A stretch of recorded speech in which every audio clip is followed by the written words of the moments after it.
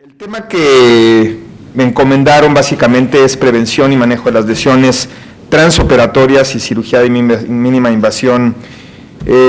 Esto es muy importante, sobre todo para la labor que nosotros hacemos día a día en el quirófano.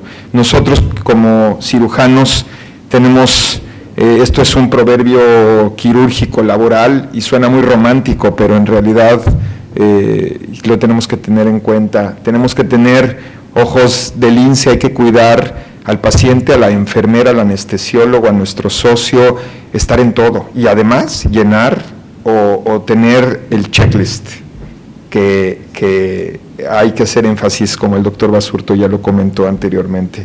Un corazón de león, estar parado, dejar a la familia, venir a dar pláticas, nuestra profesión exige de esto, y tener manos de princesa, todo por el paciente. Las lesiones laborales y cómo prevenirlas, esto es, aunque el tema era en transoperatorias, pero yo creo que es muy importante tenerlas en mente. Y gente famosa que ha tenido muchas lesiones y por esto ha muerto, y nosotros tenemos un hoyito en el guante, no pasa nada, te puedes morir por eso, ya es, 100 años después afortunadamente ha habido grandes cambios, sin embargo vale la pena recordar que el doctor Van Steel murió por unas infecciones en las manos, el doctor Halsted, famosísimo con sus experimentos, y al probar toda esta sustancia como la cocaína, pues murió a consecuencia de esto, al igual que Marie Curie con todos sus experimentos, acabó muriendo por leucemia, y el doctor Dachman, un radiólogo muy importante, bueno, pues hacer sus experimentos en medicina, en radiología intervencionista, pues perdió un ojo por esto, y hoy en día pues lo de hoy básicamente es hepatitis B o C o HIV. Esto el término de lesión autoiatrogénica pues suena un poco confusa, sin embargo está perfectamente validada. Y hay que tener en cuenta que nosotros como cirujanos o al paciente podemos hacerle daño con el solamente hecho de colocar el instrumento, poner un trocar o poner un separador de hígado, o nosotros podemos tener una lesión ortopédica. Las lesiones del cirujano es todo un tema. Nada más tenemos en el quirófano un solo monitor y el ayudante está con el cuello chueco porque el monitor está aquí, el cirujano está muy cómodo, pero el ayudante tiene que estar volteando si solamente utilizamos un monitor. Entonces hay que acomodar la mesa para que todo el mundo esté cómodo. O tenemos el monitor muy arriba, entonces todo el cuello se lastima al estar un par de horas trabajando. Al final de cuentas todo esto va tomando su medida. Este instrumental de alta tecnología, como el bisturí armónico, como el ligashur, como todo esto, tenemos que tomar un curso prácticamente con cada uno de estos instrumentos, sobre todo para ver cómo funcionan y qué riesgos puedo tener con esta tecnología. El problema de tipo infecto contagioso, como ya se hablaba antes, tener una profilaxis una hora antes, 60 minutos antes de cada cirugía, hay que dar el antibiótico que ustedes elijan o que recomiende el epidemiólogo del hospital. Lesión inmunitaria o lesión por látex, hay hospitales donde no cuentan con guantes para proteger al cirujano porque son alérgicos al látex o inclusive el paciente. O lesión psicosocial. Esto de lesión psicosocial, estamos expuestos hoy en día es las demandas, la presión del cirujano, sale algo mal o algo inesperado, entonces tenemos este tipo de consecuencias que no nos permiten trabajar, no nos permiten estar tranquilos porque tenemos algún tipo de problema entre nosotros los cirujanos o entre la relación médico-paciente. Prevención y primero que tenemos que tener el conocimiento de qué es lo que vamos a hacer, estar preparados, venir a este tipo de reuniones con gente que es experta en ciertos temas y que nos vamos a nutrir y enriquecer con lo que ellos nos van a enseñar para tener que darle mejores resultados a nuestros pacientes. Recomendaciones: cuida tus ojos, utiliza lentes, protégete, cuida tus manos como cirujano. Se ponchó la llanta del coche, pues llámale al seguro, llámale a Yusacel o lo que tú quieras, pero cuida tus manos, de eso vivimos. Y sobre todo cuida tus coronarias. En un principio había 120 compañías o más hace 20 años cuando empezó la cirugía laparoscópica. Hoy en día casi todas están cerradas. Las recomendaciones de que ustedes tengan el conocimiento y utilizar 1 o 2 o 3 marcas para trócares y para todo, para que estén acostumbrados y familiarizados con todo esto. Hablando de profilaxis también anestésica, ya lo habló un poco el doctor Vicente González, tromboprofilaxis, sobre todo en pacientes de alto riesgo, como pacientes que vamos a operar de obesidad o pacientes obesos que le vamos a quitar la vesícula, medias antiembólicas, dar heparinas de bajo peso molecular, antibiótico terapia 1 hora antes, meter a un paciente si es una cirugía electiva en buen estado nutricional. Realmente la gran mayoría de los pacientes que fuimos a operar a San Cristóbal de los Casas o el día de ayer en el hospital, son pacientes que vienen de la sierra, que no están bien nutridos, sí se echan sus frijolitos, muchas proteínas, pero el resto son gorditos, panzones, pero son gente desnutrida. Y si vamos a operar, lo ideal es preparar al paciente. Que tenga una buena valoración cardiovascular y todas estas cosas preventivas inherentes a cada uno de los procedimientos. Los anestesiólogos tienen que estar muy bien preparados, sobre todo en cirugía laparoscópica, con un insuflador automático, no darle insuflador con la manguerita y poner al residente a darle gas, un buen monitoreo cardíaco, medir la frecuencia cardíaca, una buena tensión, oxímetro de pulso, capnógrafo. Sin estos requisitos, y lo recomendable es no hacer una cirugía laparoscópica. ¿Cuáles pueden ser los efectos adversos del neumoperitoneo? No me quiero detener en esto porque ya se mencionó. Acidosis, hipercapnia, vasoconstricción y sobredistensión abdominal. Los pacientes que operamos de cirugía bariátrica es recomendable en un principio subir el neumoperitoneo hasta 18 porque hay hígados muy pesados, son gente con una pared abdominal muy pesada, entonces nuestro campo quirúrgico se reduce. Si no tenemos ningún problema, la comunicación con el anestesiólogo debe ser muy importante. Él nos dice, bájale un poquito, súbele, etcétera. Entonces, en términos generales, si podemos trabajar a una presión de 12-15 en la gran mayoría de los procedimientos quirúrgicos, es muy bueno. La posición, suenan estas cosas muy básicas, sin embargo se nos olvidan. Desde cómo colocar al paciente, si estiramos mucho el brazo, pues tenemos una elongación del plexo braquial y eso, a lo mejor la cirugía salió muy bien, pero el paciente ya no siente sus dedos. Entonces, en eso hay que tener mucho cuidado y sobre todo al colocar el paciente con las piernas en posición ginecológica, vamos a trabajar en medio, una posición francesa, entonces también hay que tener mucho cuidado con el estirar demasiado esto. Conocimiento del instrumental, tener mucho conocimiento y una buena coordinación con el equipo quirúrgico, con las energías, unas buenas pantallas, el tamaño de la sala que sea lo adecuado para cirugía laparoscópica, que a veces necesitamos 3 o 4 carritos que tienen instrumentales, equipo de cirugía abierta, este es importante cuando vamos a hacer una cirugía y tenemos algún problema y tenemos que abrir, a ver, el equipo de cirugía abierta, vamos a selle. No, de aquí a que llegamos a selle, pues a lo mejor ya no podemos hacer nada. Entonces, si tenemos un caso difícil, tengan ahí, aunque esté cerrado, el equipo de cirugía abierta y el personal experimentado. Como ustedes pueden ver, una sala amplia, una sala donde entre el técnico, donde entre el bisturí armónico, donde entre todo el equipo necesario para hacer esta cirugía. Un monitor amplio, lo recomendable es de que sea una pantalla plana, que sea flexible, que la podemos manejar en todo el quirófano si vamos a operar una funduplicatura, ponerla en la cabeza, pero a lo mejor al siguiente caso vamos a tener una hernia, entonces mover la pantalla hacia abajo.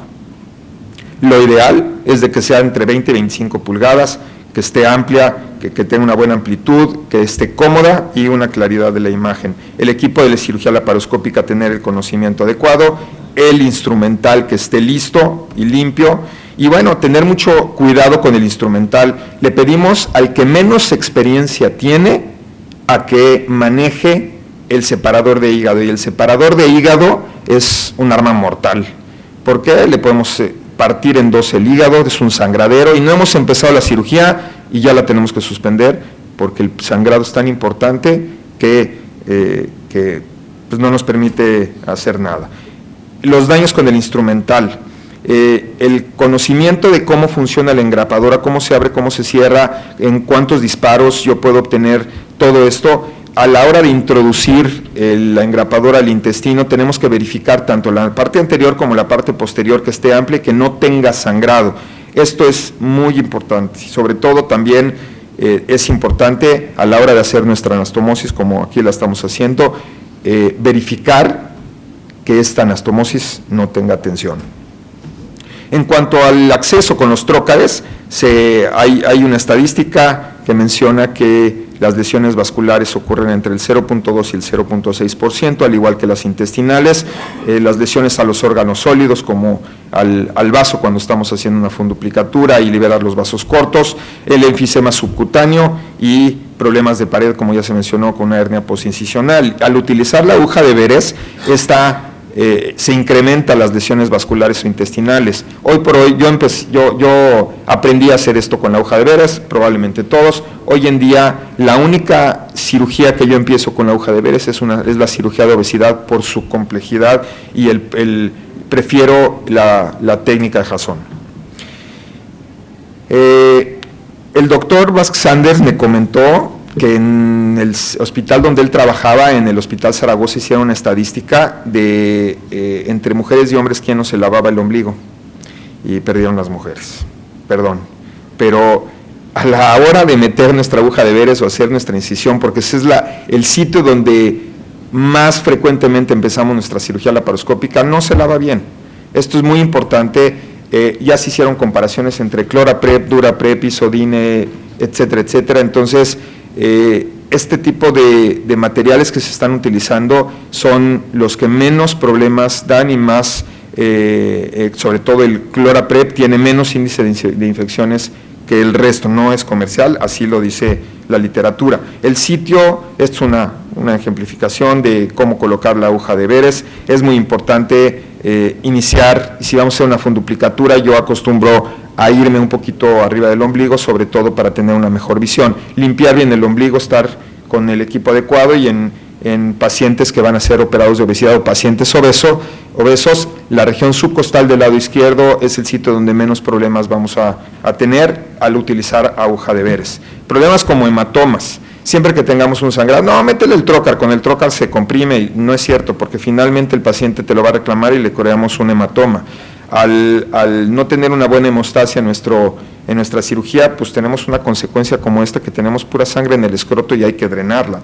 La hernia está perfecta, pero el escroto está a tensión y con la piel toda macerada. Sangrados intraabdominales como este. Entramos a verificar, tiene una hernia inguinal, todo está muy bonito, hasta nos podemos meter hasta casi el escroto. Empezamos a jalar nuestro peritoneo y vamos muy bien, podemos utilizar ahí un ganchito, una tijera, y bueno, vamos levantando y vamos separando el peritoneo, muy bien, ya metimos nuestros 3 trócares, y bueno, aquí ya se nos manchó el lente. Bueno, pues hay un sangrado, la epigástrica, superficial. Bueno, a ver, quémale. No, ¿sabes qué? No metas mucho el lente porque se mancha el troca. Bueno, a ver, apriétala ahí mientras conseguimos una grapa. Doctor, no hay grapitas. Se manchó otro lente, saca el lente, limpia el lente y ahí ya perdió 100 mililitros, ¿no? Entonces, todo este tipo de problemas tenemos que tener el equipo adecuado. Ya una vez controlado el sangrado, pues aquí lo importante es colocarle un punto, o si tenemos una grapa, sería lo ideal. Una vez controlado el sangrado, entonces ya utilizamos el equipo que fueron a buscar a Selle o donde teníamos que tener las cosas, le metemos un par de grapitas y con eso terminamos. Muy bien. Ya una vez controlado el sangrado, ahora sí limpiamos y ya podemos proceder a nuestra cirugía. Y todavía sigue la hernia ahí.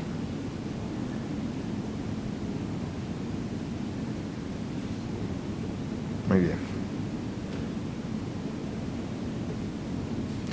También sangrados, cuando vamos a hacer una funduplicatura, si ustedes pueden observar, de su lado izquierdo de la pantalla tenemos el fondo gástrico y estamos levantando e identificando todo el epiplón, los vasos cortos, y lo ideal es aquí utilizar un instrumental como ligashure o como bisturí armónico, y si vemos un vaso de grueso calibre, lo ideal es cliparlo. Lesiones con electrocirugía, estas son lesiones del cirujano. Esto también es importante saberlo. Sabemos que al utilizar trócares de metal, pues la conducción de electricidad es importante. Mire cómo la barrera que cubre todos los instrumentales, cuando no está perfectamente aislada, pues puede prender un foco, y como ustedes pueden ver en este ejemplo, pues cómo quema la carne. Entonces esto también hay que tener mucho en cuenta. Lesiones de tipo vascular, a la hora de meter el trócar, es muy importante separarnos de las epigástricas a la hora de meter el trócar, como ustedes lo pueden ver acá, sin problemas. Empieza a haber un poquito de sangradito, metemos otra vez el trócar, a ver si con el trócar comprime el vaso, y tenemos la alternativa de meter una sonda de Foley, inflar el globo, hacer la retracción, o colocar ahí un punto con alguna aguja recta, o podemos utilizar un endoclose o el instrumental que ustedes quieran, sobre todo para parar el sangrado. Lesiones de tipo vascular, miren, estas son las lesiones más frecuentes cuando nos metemos, sobre todo a la altura del ombligo, pues tenemos luego la bifurcación de la aorta, y la lesión en las ilíacas puede ser muy importante, con la consecuencia de hacer una resección vascular y tenerle que poner un parche.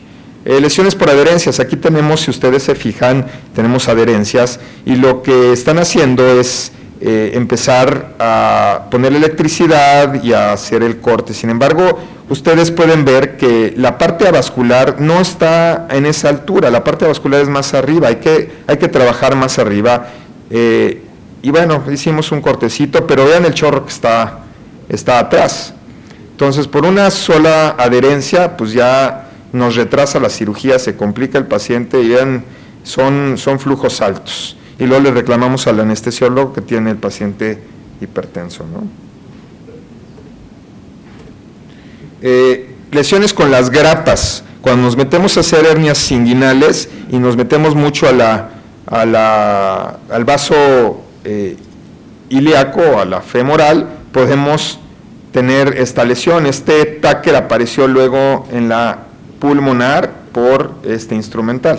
Lesiones de la vía biliar, que no me voy a meter mucho por esto, porque el doctor Chusle va a empezar a hablarles de todo esto. Aquí, si ustedes ven, y esto es lo que platicaba el doctor Vicente González, que se está trabajando con 3 trócares, y si ustedes pueden ver, se nos hace más difícil la tracción de la vesícula, es una tracción poco gentil, una disección con un instrumental muy bravo, y bueno, la lesión que podemos obtener aquí es una lesión fácil de la vía biliar. Este manejo y la recomendación es de que váyanse poco a poco, no son carreras, hay que enseñarles tanto a los residentes o a la persona que nos está ayudando de no traccionar, porque la lesión de la vía biliar, una de las primeras causas es la tracción excesiva, y si ustedes pueden observar, aquí nada más están utilizando 3 trócares, y estamos haciendo una disección donde no estamos viendo bien,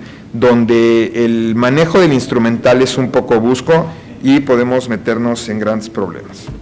Me voy a ir un poquito más rápido. Las lesiones de vía biliar, el separador de hígado y el dilatador. Esto me gustaría, me lo voy a saltar por motivos de tiempo. Y las lesiones en cirugía laparoscópica bariátrica, básicamente al quitar o al colocar una sonda para un balón intragástrico o una banda gástrica, podemos tener necrosis de la parte del fondo, inclusive perforaciones esofágicas o de la unión esofagogástrica, y bueno, pues también podemos tener sorpresas diagnósticas a las cuales hay que estar preparada. Esta paciente entró para una apendicectomía por laparoscopía, se hace la apendicectomía y finalmente por no tenía dolor en fosa ilíaca derecha, etcétera, datos de perforación intestinal con abdomen agudo, y nos damos cuenta de que hay una zona negra ahí que no nos gusta. Entonces, nos hace acércate un poquito más, y lo que tenemos básicamente no es que te haya tenido una apendicitis aguda, sino que nos encontramos con un cuerpo extraño. Entonces tenemos que estar preparados con engrapadoras o tenemos que estar entrenados para solucionar este problema. Como nos los dicen nuestros maestros, primum non nocere. Cuando llegué a Tuxtla Gutiérrez, me inspiré un poco en el piloto, y cuando nosotros nos subimos a un avión, queremos que el piloto conozca perfectamente del instrumental, que él trabaje más cómodo que nosotros como pasajeros, que tenga el personal perfectamente entrenado para cualquier problema, y él y su grupo que esté perfectamente entrenado. Es necesario que los hospitales, asociaciones, colegios establezcan ciertos criterios estrictos sobre quién, cómo y en dónde puede practicar la cirugía laparoscópica. Los invitamos el próximo abril a nuestro congreso en el estado de Mazatlán, el estado de Culiacán, en la ciudad de Culiacán, perdón. El estado de Sinaloa, sí. No de Culiacán, de Sinaloa, en Mazatlán, y muchas gracias. Muchas gracias, Samuel.